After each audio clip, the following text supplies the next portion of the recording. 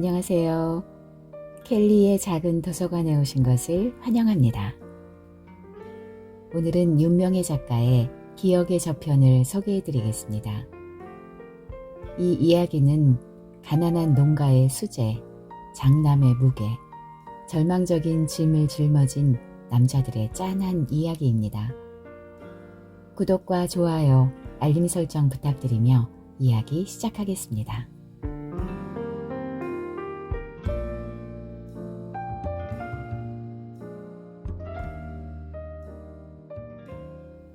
아내는 집에 없고 어머니가 전화를 받았다.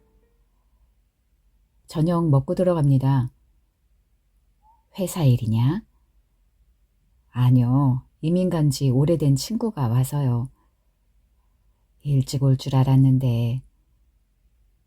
말 끝에 덜 좋은 기미가 묻어나오기에 낮 동안 아내와 무슨 일이 있었나 주춤하였다. 친한 친구였냐? 전에 없이 꼬치꼬치 따지니 내 어린 짐작이 맞는 듯 했다. 결코 역성들지 않는 아들에게라도 노인은 변죽을 울리는 법이다. 어머니도 생각나실걸요? 박강호라고 우리 집에 일주일쯤 와서 지냈던 적도 있죠. 대학 동창녀. 생각나지. 어머니는 반색했다. 노인은 낮의 일쯤은 곧잘 잊어버려도 30년 전 사연은 잊지 않는다. 다행이었다. 걸상 삐걱거리는 걸 죄 고쳐놓으네 말이지. 전화 기다릴 일 있어서 와 있었고. 그제사 나도 생각났다. 걸상 전화뿐 아니라 그 무렵에 우리 집 분위기까지. 국민학교 1학년이던 막내에서부터 약간 노만기 있던 할머니. 일자 무식인데 뽕짝 가요 가사는 줄줄이 외우는 밥하는 처녀의 빨래방망이 소리 등등. 왜 그 무렵 너하고 친했지. 친구들 집에 몰고 오는 짓 네 승질에 안 했잖냐. 어머니의 말은 옳기도 했고 빗나가기도 했다. 내가 허물없는 친구에게도 일정한 선을 그어놓고 급 넘어가지 않는 건 예나 지금이나 마찬가지이나 강호를 그 급 넘어 집에까지 데리고 간 건 유달리 친해서가 아니었다. 그 경우에는 줄을 다른 잣대로 그어야 했다. 신문에서 가장 조그맣고 싼 광고가 가정교사 자리를 구하는 칸이었는데 거기 꼭 필요한 게 전화번호였다. 전화와 냉장고가 사치품 가치로 막상막하이던 그 시절 나는 전화 있는 집 아들이고 그런 광고 낼 필요가 없는데 지방 출신 유학생인 강호는 학비에 생활비까지 스스로 해결해야 했고 서울에 전화 가진 친척 하나가 없었다. 신문 광고에 우리 집 전화번호를 빌려줄 수 있느냐고 강호가 청하기에 처음에는 간단히 끄덕였다. 그리고 가만 생각하다가 아예 와 있으라고 했다. 우리 식구 10명 중 누가 받을지 모르는데 식구마다 단단히 일러놓아도 그런 사람 없다고 딴소리 내놓을 인재가 너무 많다는 게 이유였다. 사실이긴 했다. 할머니, 막내 동생, 밥하는 처녀가 가장 위험 인물이었고 제대로 된 지성과 이성을 갖춘 사람이라도 남의 일이면 무심히 실수할 확률이 높았다. 며칠만 한방에서 기거하는 불편을 참으면 되는데 내 조그만 불편이 타인의 중대사를 해결하는 데 도움이 된다면 감수하려던 게 아마 나답지 않은 호의였나 보다. 강호는 우리 집에 있는 동안에 탈이 난 걸상이니 책상 따위를 고쳐놓아서 어린 동생들에게 존경을 받았다. 급기야 여다들 때마다 기분 나쁜 소리를 내는 문자까지 손을 보았다. 그런 건 어디서 배웠니? 나는 솔직히 감탄했다. 밤 깊을 때 아버지 모르게 살짝 들어가려고 윗문 출입을 하려 해도 그 소리에 영락없이 들키게 되던 문짝이 강호 손이 닿자 아주 조용해진 게 신통했다. 그는 씩 웃고 대답했다. 공고에서도 목공과 출신이잖냐. 입학해서 1년 지나기까지 모르던 사실이었다. 입학식 끝나고 같은 과 학생들이 모여서 자기 소개를 할 때에도 그런 건 말 안 했었다. 안 할 수도 있는 일이지만 하도 그가 파격적으로 주절거렸기 때문에 더 이상은 털어놓을 게 없는 줄 알았다는 말이 옳겠다. 경기도 안성에서 빈농 집안의 막내로 태어나 일하기 싫어 반질거리려니 학교나 다녀보자 하고 시작한 게 얼떨결에 대학까지 오게 되었습니다. 족보에 오를 만한 일입니다. 8촌인의 친인척 중에서 중학교 졸업장을 받은 것도 제가 처음이었으니까요. 이런 식으로 떠들었으니 우리는 요란한 박수를 보냈다. 사연은 우스울 게 없는데 그는 청중을 웃기는데 성공한 셈이었다. 공고 나온 줄은 몰랐다. 농촌 문화가 이미 대학 입시에 불리한데 실업계 고등학교의 교과 과정은 입시에 방해되기 십상 아닌가. 그러니 대단한 친구라는 말이었다. 집에서 공고가 제일 가까웠으니까. 그는 히히 웃었다. 무언가 쓱 덮어버리듯이. 하지만 난 따라웃기 어려웠다. 어쩌면 입학할 때의 웃기는 자기소개도 무언가를 덮어버리려는 실없는 소리가 아니었을까. 그런 의심마저 들었다. 끊임없는 그의 농짓거리 역시. 흔히들 위선적이니 위약적이니 짚고 까부는데 그런 식으로 말한다면 그는 위장적이었다.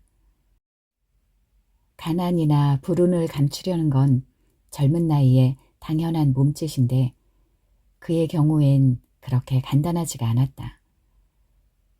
구태여 까발리자면 가난에 대한 자기의 진심이나 불운에 대한 정직한 분노를 감추기 위해 가난이나 불운을 코미디로 만들려 한다. 그렇다면 말이 되었다. 거기까지는 이해 가능한 범위였다. 문제는 그의 코미디에 대한 나의 반응이었다. 대개의 경우 그가 원하는 대로 웃어주면 되는데 가끔 그것이 힘들 경우가 있었다. 강의가 있으나 없으나 9시 전에 등교하고 저녁 6시까지는 학교에 남아있는 걸 두고 그가 가정교사 하는 집에서 아침에 정시 퇴근하고 저녁에 정시 출근한다고 큰 농담처럼 말했을 때에도 그랬다. 같이 히히덕거리자니 나 자신이 민망했고 정색을 하자니 그에게 미안해서 당황했다고나 할까. 내가 대범한 성품을 못 가진 건 스스로 잘 아는데 그 역시 하는 짓거리와는 달리 예민했나 보다. 신문에 광고 나간 후 며칠 동안 여러 군데에서 전화가 왔고 그는 조건이 맞는 입주 가정교사 자리를 골라가게 되었다. 다행히도 그는 일주일 동안 우리 집 신세를 진 데 대해 과도한 감사를 표하지 않았다. 희죽거리면서건 정색을 하면서건 사실 며칠 동안 갈 곳이 마땅치 않았었는데 고마웠다라고 말하면 여간 난처한 일이 아니자는가. 그 사정을 눈치챈 건 사실이었다.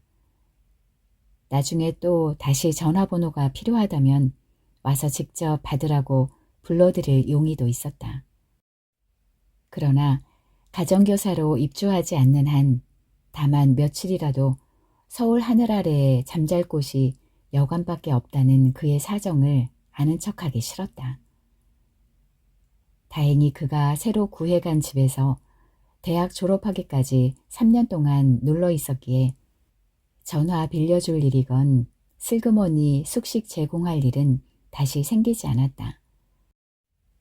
3년을 한 집에 있었다는 건 선생이나 학생이나 학부모나 각각 다른 의미에서 대단한 사람들이란 증거였다. 강호의 말버릇을 흉내낸다면 천생연분인데 천생연분이 좋은 인연이라는 뜻도 있지만 어쩔 수 없는 인연이란 의미가 더 강한 듯하다. 자식 낳고 사는 부부가 아무리 속 뒤집히는 일이 있어도 꾸역꾸역 한평생 살아내면 환갑이나 칠순상 앞에 앉아 천생연분 꼴이래듯이 얼굴까지 닮듯이 강호가 단편적으로 흘린 조각을 맞추어 보면 이랬다. 그 집 부모는 아들의 학업 성적을 올려달라는 요구는 하지 않았다. 공부머리는 없는 애라고 터놓고 말하더라나. 상당히 화통하고 인간성이 좋은 부모인 게 돈 있고 무식하면 화통하기나 해야지 어쩌겠냐는 소리도 그들 입에서 나온 소리였다. 그리고 골칫덩어리 아들을 기르려면 인간성이 트여야 한다는 소리까지. 그들의 희망은 단 하나였다. 탈 없이 고등학교만 졸업시켜줄 것. 대학이야 뒷구멍으로 넣든지 미국으로 보내든지 부모가 알아서 하겠다. 고등학교 졸업장만 쥐어줄 것. 돈으로도 틀어막을 수 없는 비행을 저질러 퇴학 사태가 오지만 말게끔. 강호가 어떻게 그 제자를 지도했는가는 불가사의였다. 학과 공부 지도보다 귀가 시간 지도라거나 술, 담배 줄이기 지도, 학교 출석 지도가 우선순위를 차지했겠지.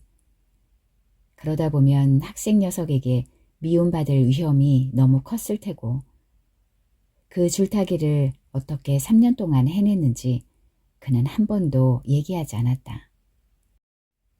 다만 그 집에 입주하고 난 후 그는 가끔 결석을 했는데 강호 제자가 또 가출했나 보다고 짐작했다. 강호의 표현에 의하면 내 밥줄이 도망갔어 였다. 그러니 그 애를 잡으러 다니느라고 학교에 못 오는 건 출장이었다. 세월이 30년이나 지난 후에야 그래 그 당시에 우리 나이에 해당되는 횟수보다 더 길고 더 깊은 나날의 무거움을 겪은 후에야 그 당시에 강호를 이해하는 눈이 생겼다. 그 지경 속에서도 강호에게 궁상기는 없었던 게 늘 실없이 히히덕거린 덕분이었다는 것도 이제서 안다. 비극을 덮을 수 있는 게 희극이라면 거창한 소리가 되겠다. 각박한 처지의 사람이 속없이 잘 웃는다는 건 그것밖에 자기 방어의 수단이 없는 탓이다. 깡통 학생의 과외 선생이 되자 강호의 변화는 가끔 결석하는 것만으로 그치지 않았다.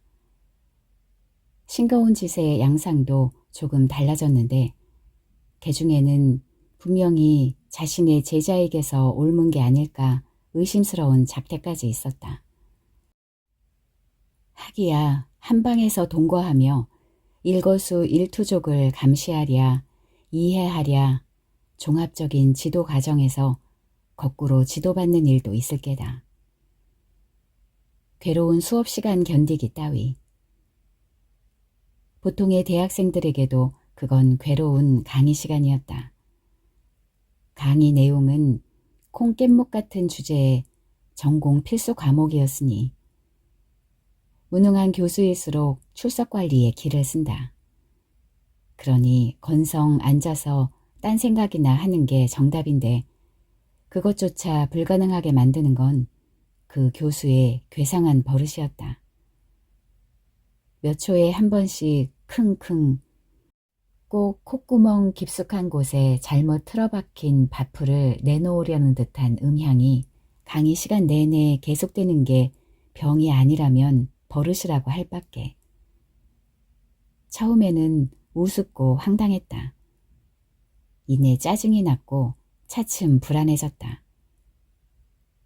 그 순서는 혐오심, 적개심, 그게 우리과 학생들의 공통적인 반응이었다. 성질에 따라 어느 단계에서 끝나는가가 다를 뿐이었다. 내 경우엔 교수의 코를 비틀든지 콧구멍을 막든지 무슨 조치를 취하고 싶으리만큼 심하게 반응한 적도 있다.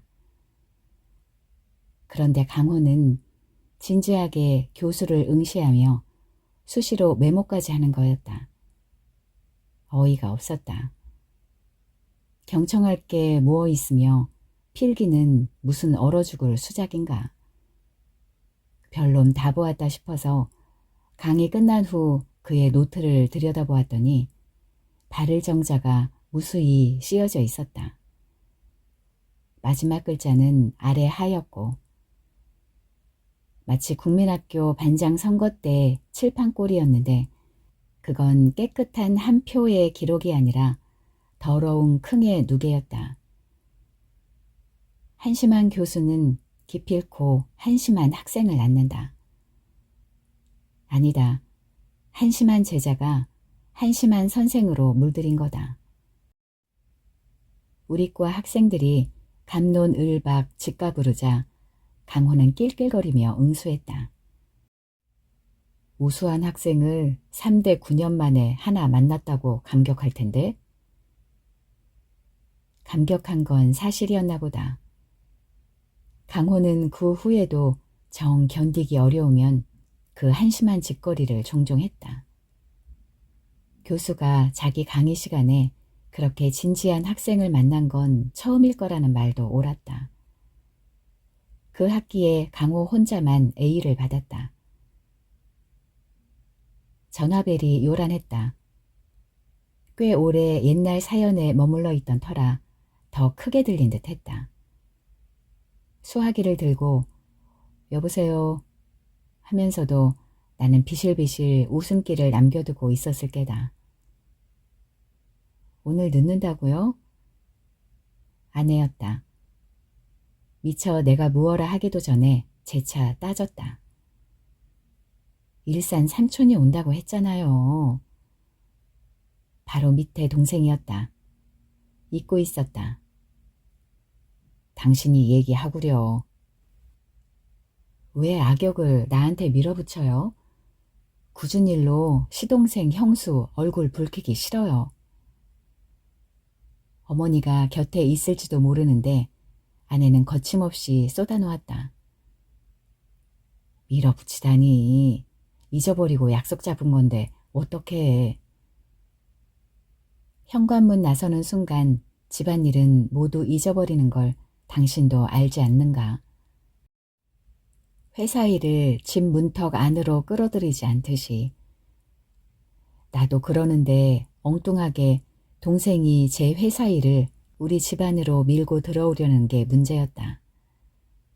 나도 화가 나는데 아내가 화내는 건 당연했다.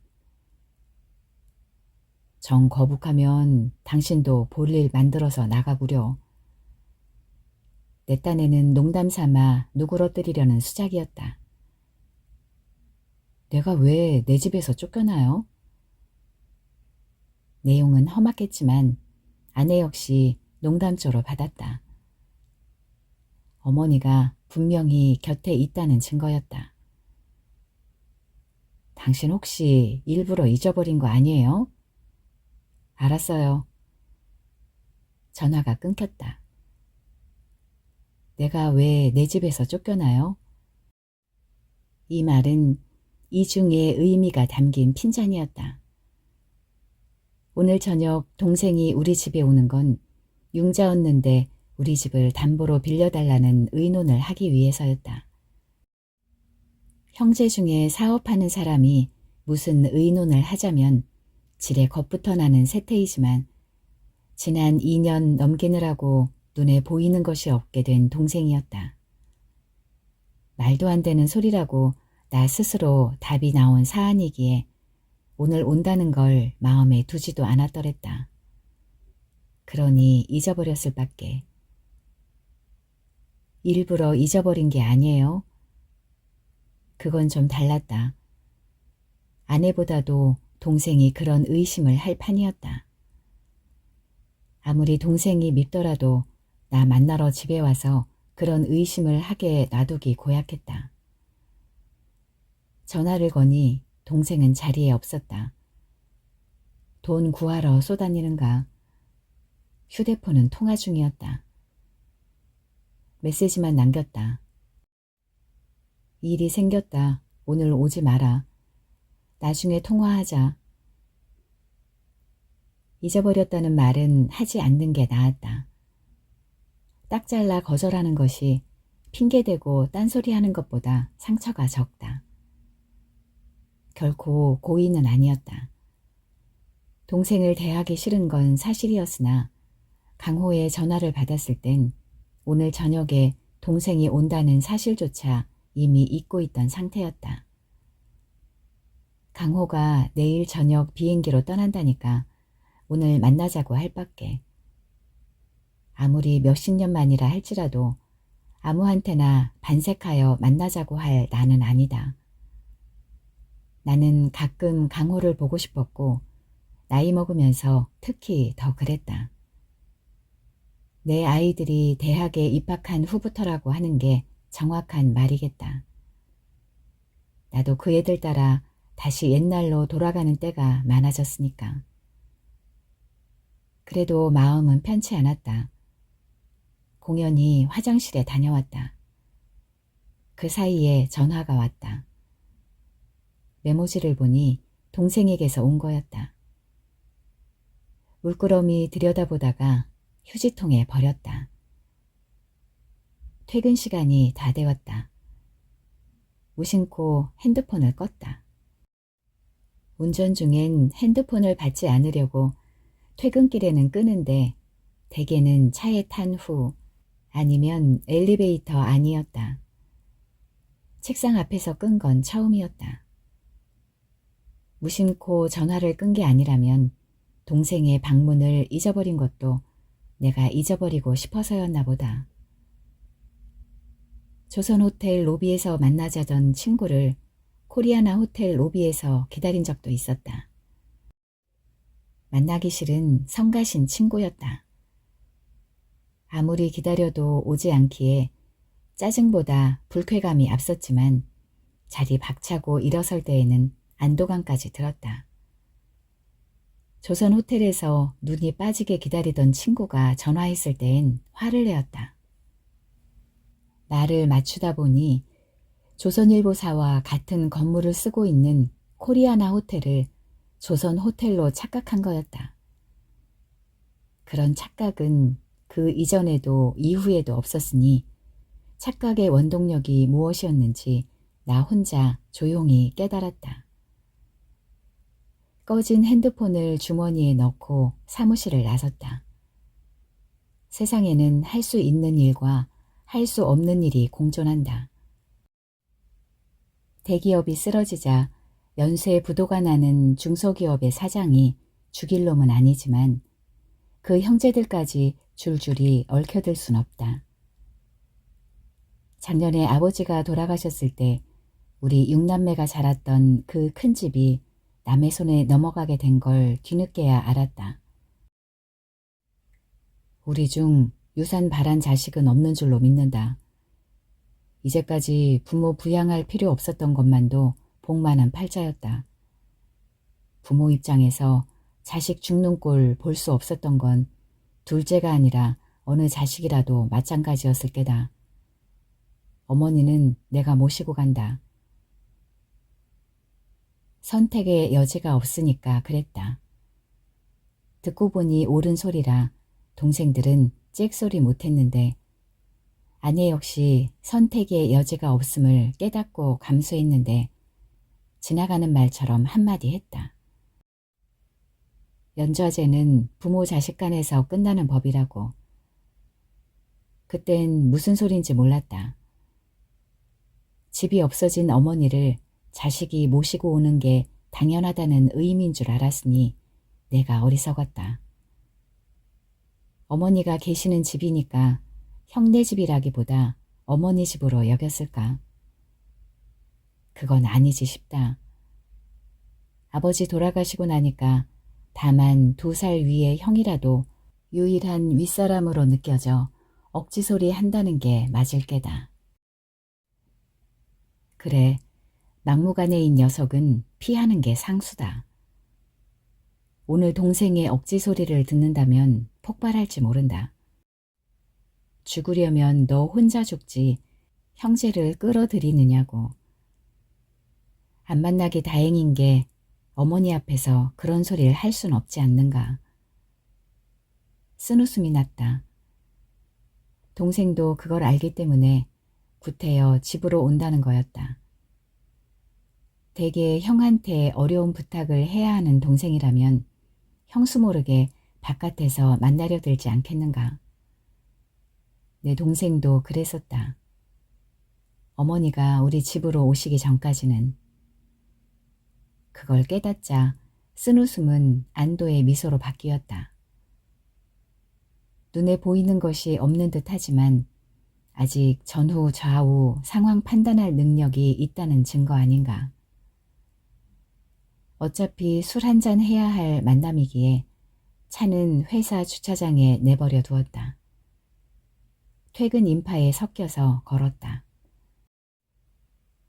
약속 장소는 무어건 집어타기 너무 가까운 곳이었으나 초겨울에 양복바람으로 걷기는 조금 으스스한 거리였다. 집에 있는 바바리 코트가 아쉬운 상황이었다. 약속 시간까지는 아직 넉넉했으나 걸음이 빨라졌다. 애매하게 깔리기 시작한 어둠 때문에, 초겨울의 스산함 때문에, 퇴근객들의 부산한 살벌함 때문에, 그리고 또 무엇 때문이었을까? 학교의 구내식당 한 구석에 강호가 혼자 앉아 있었다. 나는 일부러 쾌활하게, 즉 대수롭지 않게 물었다. 너 혼자 떨어졌다면서? 평편족이냐? 우리 과에서 ROTC 신청을 한 4명 중 떨어진 건 강호 혼자였다. 그 소리를 듣자 제일 먼저 폐가 나쁜 거나 아닐까 하는 걱정이 들 만큼 그 시절에 폐결핵이 흔한 병이었다. 어렵게 학교 다니는데 몸 건강한 게 가장 큰 무기가 아닌가. 신원조회에 걸렸어. 나는 평소 강호처럼 키들거리며 물었는데 그의 대답이 내용이건 말투건 하도 진지해서 말문이 막혔다. 잠자코 그의 앞자리에 주저앉았다. 우리 아버지가 6.25 때 행방불명으로 처리됐거든. 난리통에 어디서 어떻게 돌아가셨는지 모르니까. 입학한 후 2년 동안 보아온 박강호가 아니라 생전 처음 보는 사람처럼 낯설었다. 그의 낯설음도 황당했지만 행방불명된 사람의 아들이 신원조회에 걸렸다는 사실도 납득이 안 되었다. 내 주변에서 그런 일이 없으니 무식소치겠지만 그러니까 더더욱 편견 없는 상식으로 판단해서 월북자의 아들이라면 장교로 뽑지 않으리라는 정도가 납득할 수 있는 한계였다. 그럴 수도 있으리라고. 행방불명이란 뭐냐, 말 그대로 어디 있는지 모른다. 죽었는지 살았는지도 모른다. 고작 그거 아니야? 6.25 때 그렇게 된 사람이 얼마나 많을 텐데. 우리 시대의 단어 해석은 그게 아니야. 행방불명이라면 월북했을 가능성이 있는 사람, 이거더라. 그게 무슨 논법이야. 침몰된 배에서 구조도 안 되고 시신도 인양 안 된 사람을 행방불명이라고 하는 거 아니야? 6.25라는 폭풍을 만나서 침몰될 뻔한 국호라는 배에 타고 있었던 게 죄다. 야, 우리는 누구나 범죄를 저지를 가능성이 있는 인간이지만 우범자로 취급받지는 않는다. 신원조회에 걸린다는 건 그래, 월북했을 가능성이 있는 사람의 아들은 우범자라는 거 아니야? 듣고 보니 그러네. 우범자가 아니라는 걸 증명하려면 20년 전에 죽은 아버지의 시체라도 찾아 내놓아야 할 판이구만. 일자 무식이던 어수룩한 농사꾼 우리 아버지 6.25 때 젊지도 않았었다고. 보나마나 논두렁 같은 데서 폭격 맞았기 십상이다. 그는 창밖으로 시선을 피했다. 살풍경한 흐린 겨울날 오후였다. 아버진 나 출생신고 하기도 전에 죽었어. 시골선 대개 국민학교 들어갈 때에나 출생신고 하거든. 꼭 그것 때문이라기보다도 시신 확인 못하면 구태여 사망신고 하게도 안 되잖냐. 그게 내버려두다 보니 분류가 이상하게 된 건가 봐. 무지하고 무식한 게 죄다. 나도 6.25는 기억 못한다. 다만 국민학교 때 주기적으로 호구조사 다니던 관할 파출소의 순경 아저씨들은 기억한다. 시골 아주머니나 이웃들이나 자기들이 아는 대로 대답한다. 6.25 때 없어졌어요. 소식이 없는 거 보니 죽었나 봐요. 일단 기록되면 글자의 위력이 발생한다. 하물며 관공서의 기록. 더군다나 사상문제의 기록을 누가 어떻게 고치랴. 그까짓 ROTC야 떨어져도 그만이었다. 앞으로 취업이건 뭐건 끈질기게 따라다닌다. 그건 문제가 달랐다. 커피 2잔을 사왔다. 인스턴트 커피를 인색하게 넣고 뜨거운 물만 가득 부어주는 검은 액체였지만 그나마 한 잔씩 앞에 놓고 있으니 든든했다. 이번에야 알았냐 그럼? 공사 쳤다가 알았어. 내가 언감생심 대학 갈 엄두를 먹었겠냐.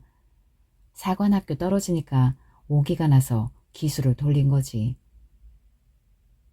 그런데 왜 ROTC 신청을 했냐? 괜히 기분만 더럽잖아. 신원조회도 강도가 틀려. 아마 공사가 제일 심할걸.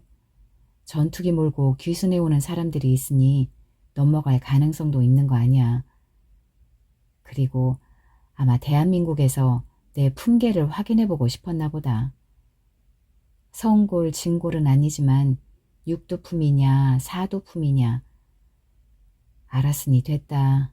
내 품계로는 사병으로밖에 용납이 안 된다.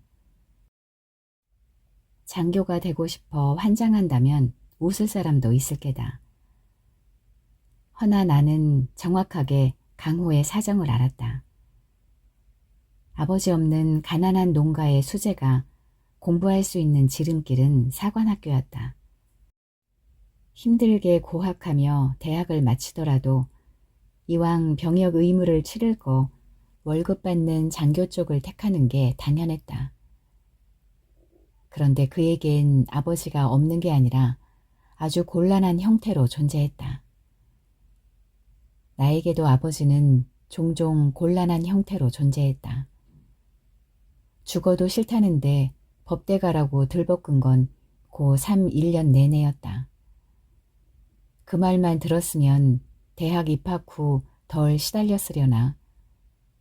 심심하면 앉혀놓고 하염없이 교훈을 내리는데 학을 뗄 지경이었다. 가장 자주 그중 듣기 싫은 소리를 내놓는 건 도대체 뭐가 부족해서 뭐가 불만이라서 이거였다. 그게 무슨 의미인지는 잘 알았다. 애비 잘 만나서 아무 걱정 없으니 복에 겨워서 라는 의미였다. 구태여 말로 들을 필요도 없었다. 항상 전신에서 풍겨나오는 메시지였다. 나도 안다고. 나도 대한민국 평균치에 비해 훨씬 유복한 집에 태어난 걸 안다고. 그러니까 아무 불만 없다고. 불만은 아버지 쪽에 있는 거 아니냐고. 매일 감사의 표시를 당신 앞에 당신이 원하는 만큼 내어놓지 않아서 불만 아니냐고. 작심하고 대어든다면 꼭 그런 소리를 할 것 같았다. 존재하지 않는 아버지에게 강호는 무어라 항변해야 할까? 왜 바보같이 죽었느냐고. 죽더라도 죽었다는 증거를 남겨놓았어야 하는 거 아니냐고. 창밖에는 언제부터인가 눈이 내리고 있었다. 그걸 보자 행방불명이란 단어의 잔인함이 새삼스러웠다. 며칠 전에 읽은 책 때문이었다. 생땡쥐베리가 쓴 책 있어. 그 사람이 조종사였잖아. 비행 얘기 많이 썼지. 그 사람 친구인 조종사가 안데스 산중에 떨어졌어. 눈을 헤치고 걷는다. 밤낮 없이. 결국 포기해. 잠들면 죽는 거니까 잠의 유혹, 죽음의 유혹에 졌다고나 할까. 그리고 하는 생각이 자기 죽어도 보험금이 있으니까 처자식은 살아가겠구나.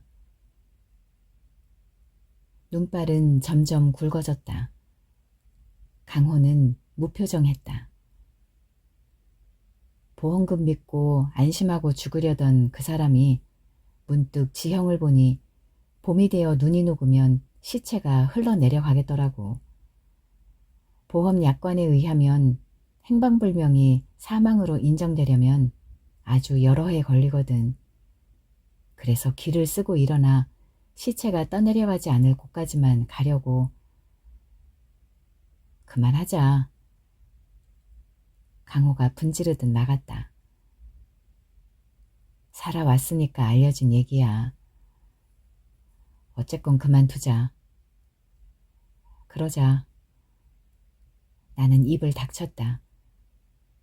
내가 하고 싶은 얘기는 꺼내지도 못한 상태였다. 신원조회에선 행방불명이 사망으로 인정되지도 않느냐고. 뭐 그런 조항이 없는가 따져보고 싶었는데 얘를 잘못 든 것 같았다. 야, 강호야. 눈도 오는데 어디 가서 한잔 하자고 할 뻔했다. 그건 역시 적절하지 못한 말이었다. 정색을 하고 불러놓았으나 엉뚱한 말이라도 내뱉어야 했다. 차라리 너네 아버지가 월북이나 하셨다면 덜 억울하겠다. 성질날 때마다 원망이나 하게. 그는 시계를 보더니 일어섰다. 그의 직장인 가정교사 하는 집으로 출근해야 할 시각이 가까워지고 있었다.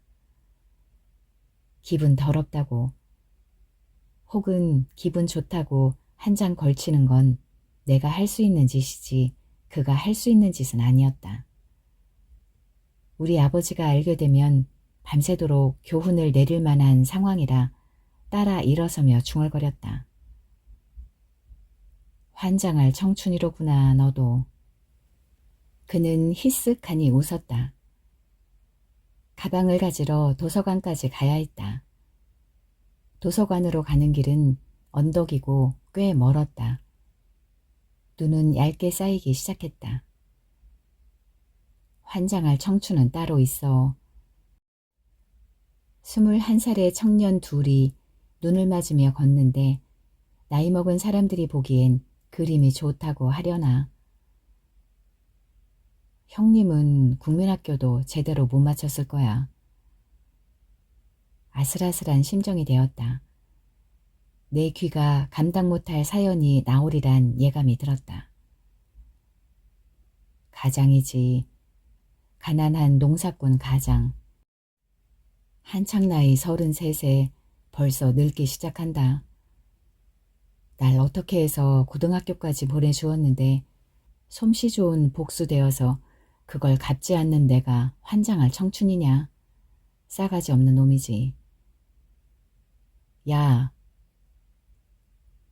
너 아니? 빈동의 집에선 중학교 등록금도 끔찍한 목돈이야. 그걸 농한기인 겨울 한철 소장수한테 몸 팔아 밤을 동무 삼아 얼고 다녀서 겨우 마련해 준 거야. 양평, 횡성, 마장, 귀에만 익은 지명이 너무 많다. 형님이 25살 때부터. 교정에는 눈 때문에 조아라 히히덕거리는 학생들 투성이었다. 그들은 모두 전응아 같았다. 너 아니? 낯선 소가 아무리 사나워도 밤길 도둑처럼 무섭지는 않다는 걸. 패거리 지어다니지 않으면 칼맞을 각오하는 험한 행보라는 거. 시골에는 눈이 녹지도 않는다는 거. 그의 마음은 어딘가 시골길을 소몰고 가던 형님을 따라다녔다. 눈 쌓인 것을 보면 더 답답했다.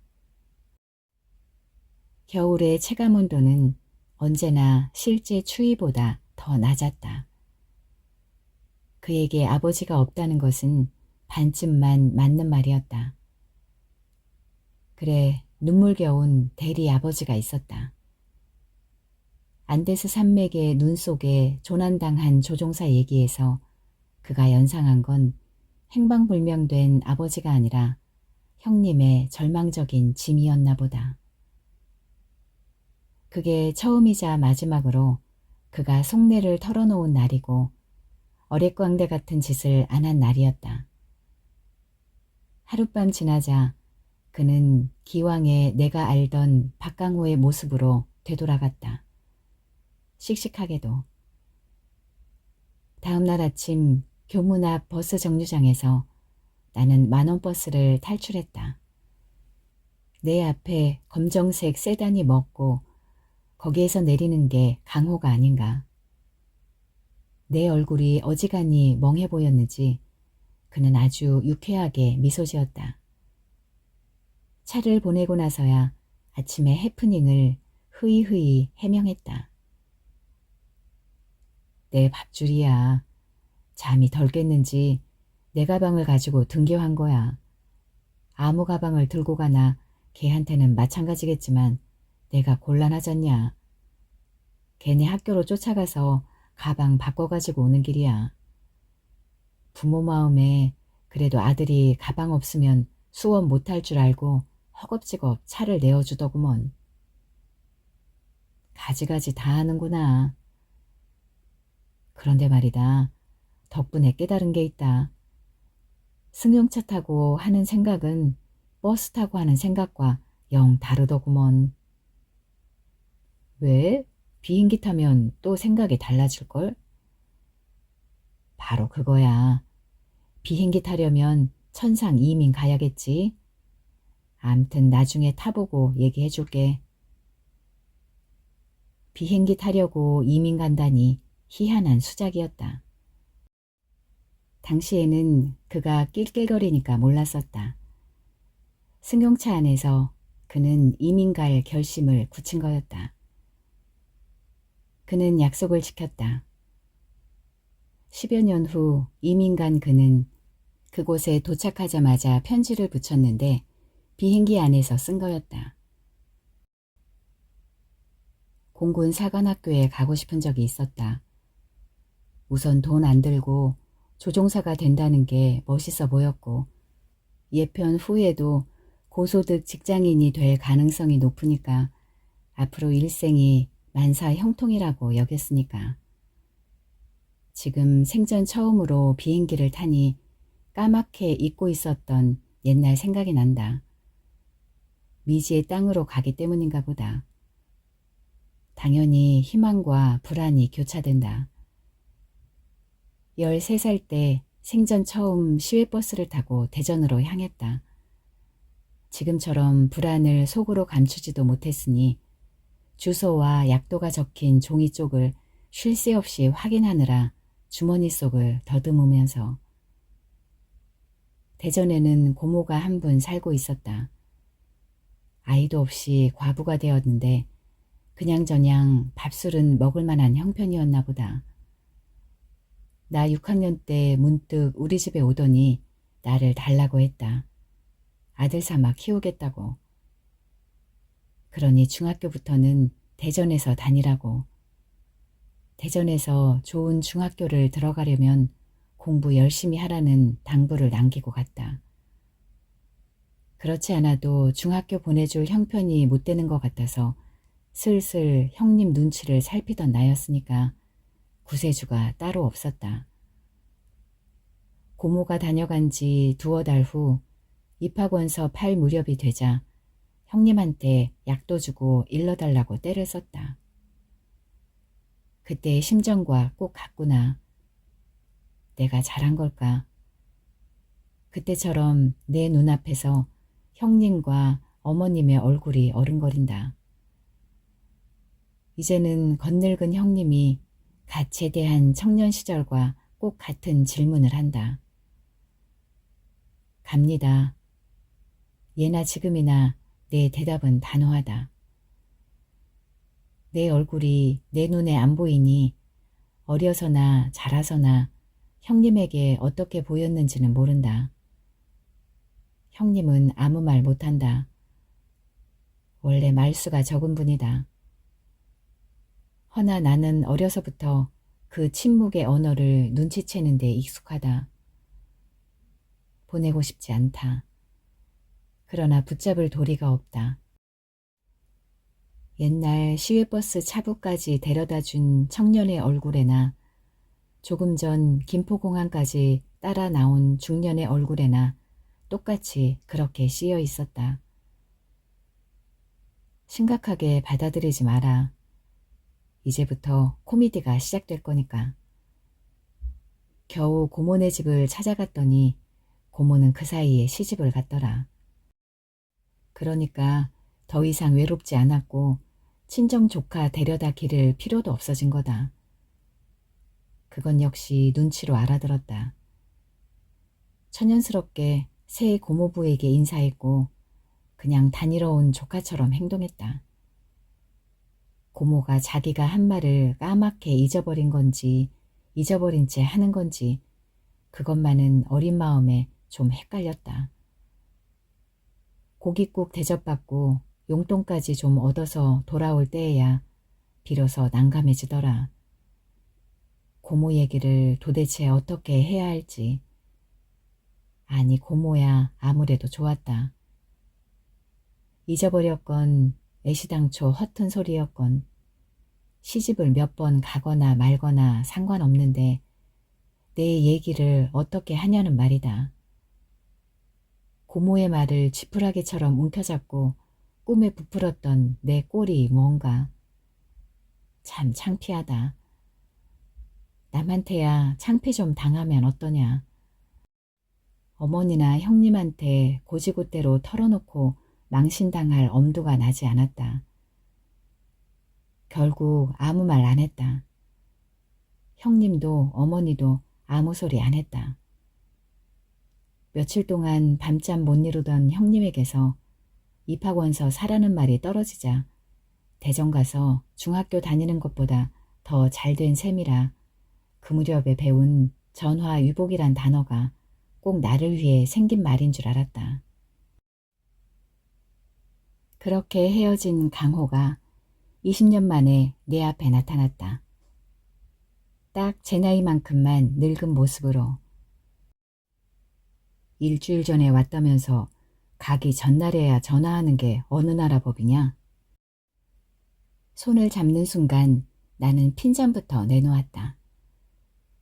전화상으로도 1차 야단친 내용이었다. 그렇게 됐어. 집안일로 온 거거든. 야, 정말 반갑다. 겨우 손을 놓고 마주 앉자 우리는 새삼스레 감탄하면서 상대방을 꼼꼼히 뜯어보기 시작했다. 얼마나 늙었나 조사하려는 듯이. 결국 동시에 웃음을 터뜨렸다. 젊어서 헤어져 중년에 다시 만난다는 건 묘한 일이었다. 문득 젊어진 듯도 하고 한꺼번에 늙은 듯도 하다면 말이 되는지 모르겠다. 집안에 무슨 일이 있었어? 우리 막내 조카 결혼식. 형님이 얼마 전에 돌아가셨거든. 내가 작은아버지 아니냐. 저희 오라비가 식장에 데리고 들어가는 것보다는 내가 데리고 들어가는 게 그림이 나을 것 같아서. 그리고 어머니나 형님 묘소도 돌아봐야 하고 겸사겸사 왔던 거야. 오랜만에 만나면 흔히들 호구조사하듯이 윗사람들 안부 묻는 절차가 늘어지는데 그는 단숨에 건너뛰었다. 형님이 너무 일찍 돌아가신 게 아닌가 하고 나이 계산이 복잡해졌다.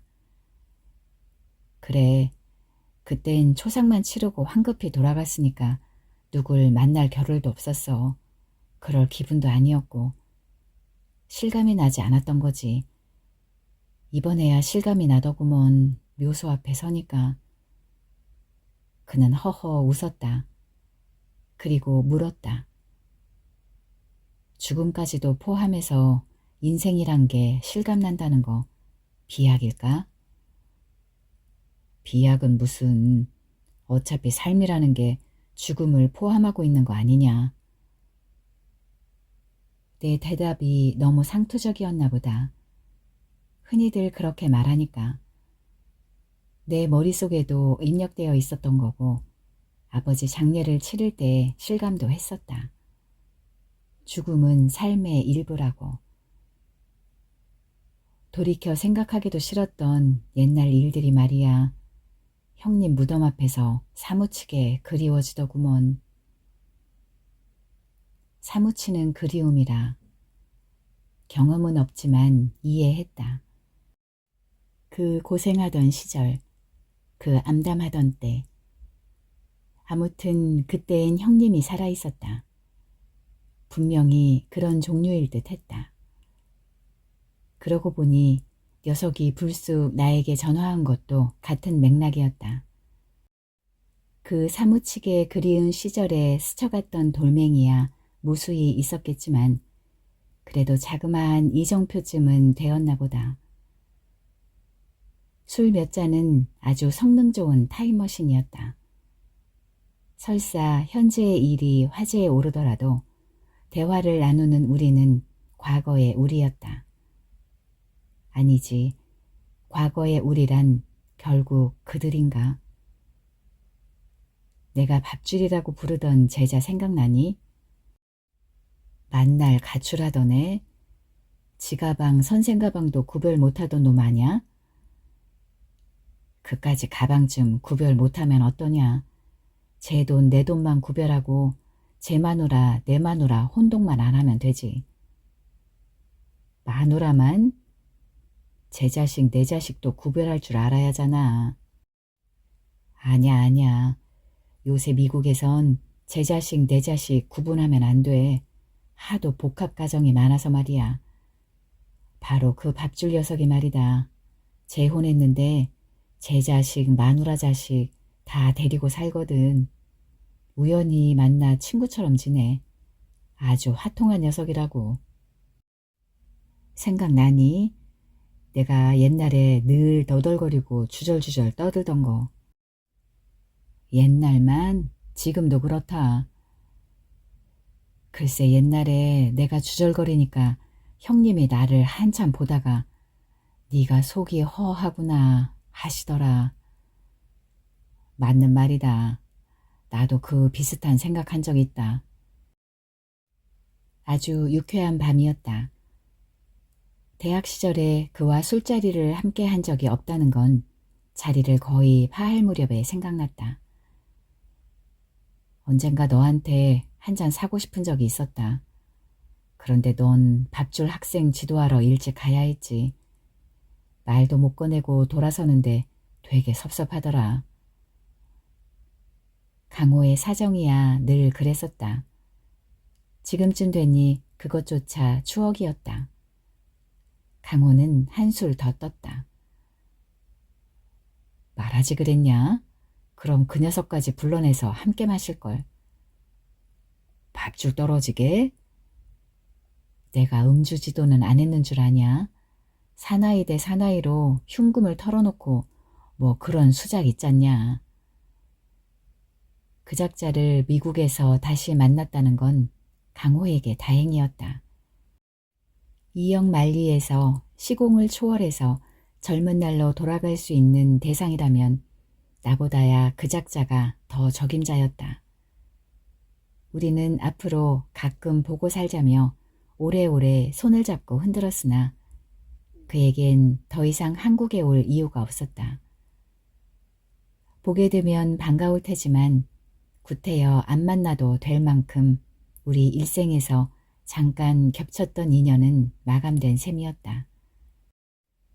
뭐랄까, 옛날에 절실하게 한 잔 사주고 싶었던 것을 뒤늦게 사준 것 이상도 이하도 아니었다.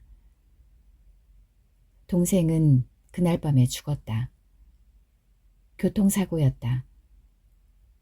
우리 집에서 나를 기다리다가 나간 건 11시였고 교통사고는 새벽 2시에 일어났다. 엉뚱하게도 영동 고속도로에서.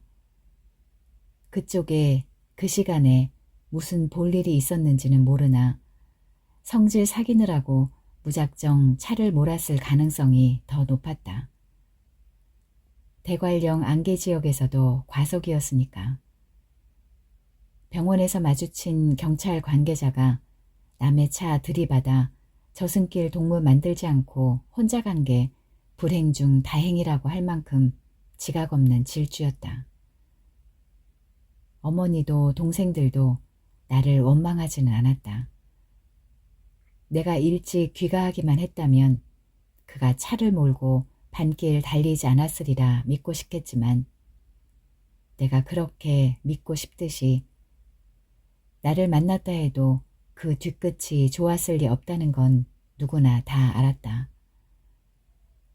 그럼에도 불구하고 강호와 더불어 유쾌하게 보낸 술자리를 고통 없이 떠올리기는 힘들다. 아마 앞으로도 내내 내가 살아있는 한 그럴 것이다. 이미 존재하지 않는 동생의 존재가 나의 일상과 꿈속까지 지배한다. 사무친 그리움이라고 말할 수 있는 사람은 얼마나 행운아일까. 그리움을 호소할 수도 있고 꿈속에서 만나기를 기다릴 수나 있다. 내 동생은 나에게 사무친 존재일 따름이다. 동생과 나 사이에 있는 이정표는 어머니도 아니고 남은 동생들도 아니고 핸드폰도 아니다. 그 애가 나를 찾는 동안에 꺼져 있던 핸드폰. 꿈속에서 핸드폰이 울린다. 울리는 순간 동생의 전화임을 안다. 허겁지겁 받는다. 아직 대관령까지 안 갔겠지. 아무튼 받아야지. 싸우든 달래든 통화를 해야지. 허나 전화를 받아도 동생은 말이 없다. 죽었으니까 목소리가 없는 건 당연하다. 대신 녹음된 음성이 답한다. 이 전화의 소유자가 응답할 수 없는 상태임을 고한다. 나는 소리 지른다. 이 전화는 내 거라고. 지금 내가 받았다고.